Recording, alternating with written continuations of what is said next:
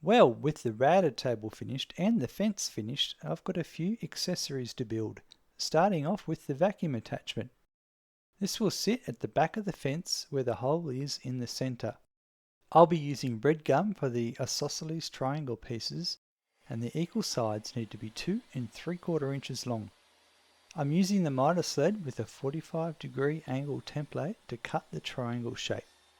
For the faceplate, I'm using the leftover laminated MDF from the tabletop. I measured it and cut it to the width I need, however, I'll need to bevel the edges to 45 degrees to match the triangle pieces.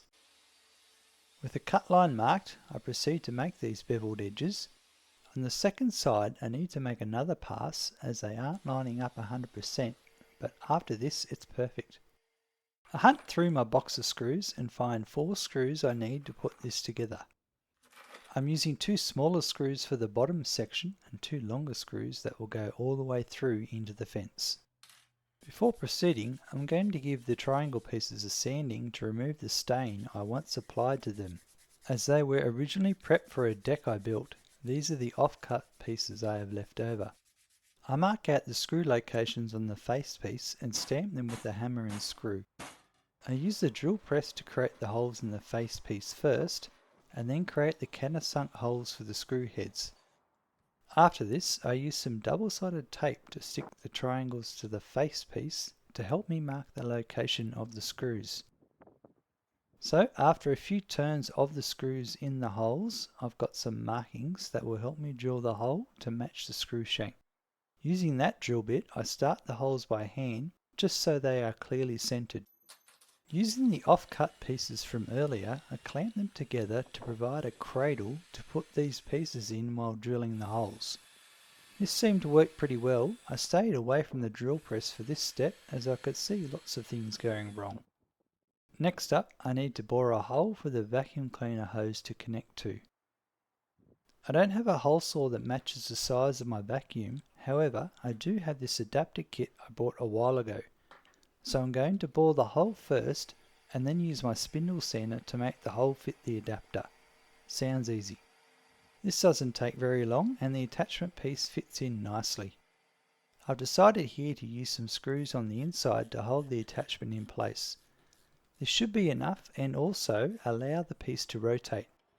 Maybe in the future I'll glue it in, but it should do the job for now. Next up, I'm going to screw the triangles and face together and see how it's going. It's looking good so far, good enough to attach it to the back of the fence. I've got these washers that I'm taping to the bottom side of the attachment so it sits slightly higher than the face itself. With this sitting in place, I can now hold it firmly while screwing the screws in a little to mark their locations on the fence, which worked quite well. Now, I'll be honest, my next step of drilling the pilot holes in at 45 degrees wasn't as accurate as I would have liked. I think I rushed it here and probably should have looked into the right way to do this, as you'll see in a minute why. If you do know a good way of doing this, let me know in the comments below. Anyways, now the pilot holes are drilled, let's screw in the attachment and see how it's turned out. Even before I put it flat down on the table, I could see it had moved a fraction and now was sitting too low. Also, I completely overlooked where the top edge of the face would finish and it's above the top of the fence. This too will have to be fixed. Not to worry though, the bottom part is something I can trim up using the belt sander and the top bit with the table saw. This is one of those situations where my mindset is in a place where I just want to get these last things finished so I can be done with this build.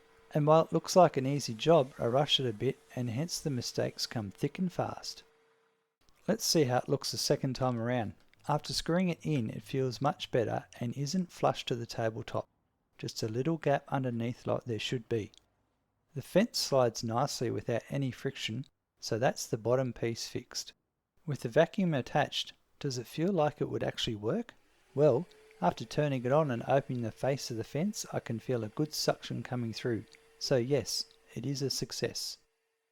As for the top piece, I've marked where I'd like to trim it and use the miter sled to make the cut. Now I've done this, I'm going to seal the edges of the MDF using a 50-50 mix of wood glue and water. Just like I did with the tabletop insert and miter slot in part 8. I'm also doing 2 applications here. Once this is dried, I go over the face with my chisel to get rid of any excess glue from the last step. Followed up with a blast of all the pieces using my air compressor. The triangle pieces get a coating of hard wax so they match the fence and are also protected. I then assemble it together and give all the MDF edges a coating of the hard wax as well. The proof is in the pudding though. How does it look attached to the fence? Let's find out. I'm happy with the overall result. I made a few mistakes, however, to an outsider they wouldn't know. They would think I meant it to look that way and would be wowed. The remaining accessories to build are a handguard, a featherboard and safety power switch. Stay tuned to the next video where I build the handguard.